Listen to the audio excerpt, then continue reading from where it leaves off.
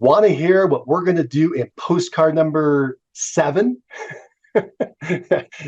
that's what we're up to, is 7 tests now.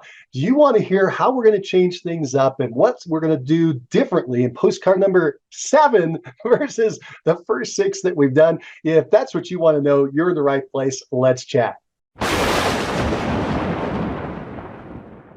Hi, I'm Mike Cerrone with 2 listings per month, and we are now up to postcard number 7.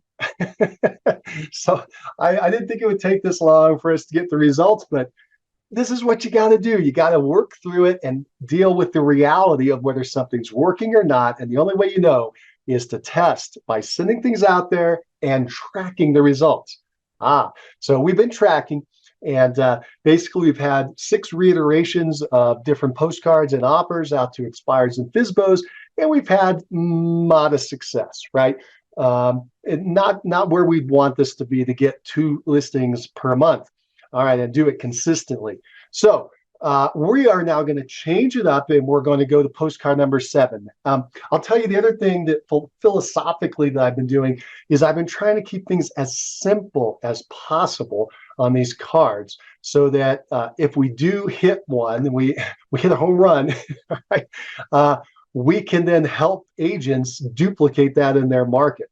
All right, and I'm trying to keep it as simple as possible because I've got some higher level tools and tricks that I can use, but I don't want to use any of those because that would maybe complicated or difficult for an agent to use who's trying to mimic what I'm doing. Does that make sense?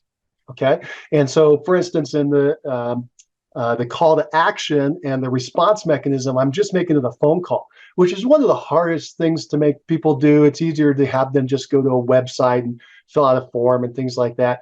But my theory is most agents don't have access to that, although maybe today it's getting more and more. But typically in the past, they haven't had access to those kind of tools and other things that we could play with. And so I've been trying to keep it as simple as possible.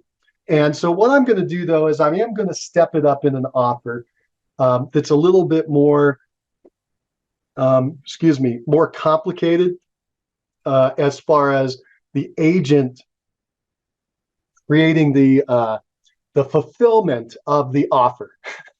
I have to talk in code on all this stuff. You're like, Mike, why do you do that? Well, because I don't want to be telling you stuff that doesn't work, right? Because I've got people who will listen to me and they'll listen only half to me and they'll go, oh, Mike said to do A, he's doing A. And then they go run out and do A and it bombs and they waste all this time and money. And then they're like, well, Mike sucks. He told me this stuff and it doesn't work. Like, yeah, because you didn't listen to the whole thing. I said, this is what I was doing, but you didn't listen for the results. Okay. So I know I'm talking in code and I apologize, but I'm not going to give you the punchline until we actually prove these things work. So I'm trying to look out for your best interest.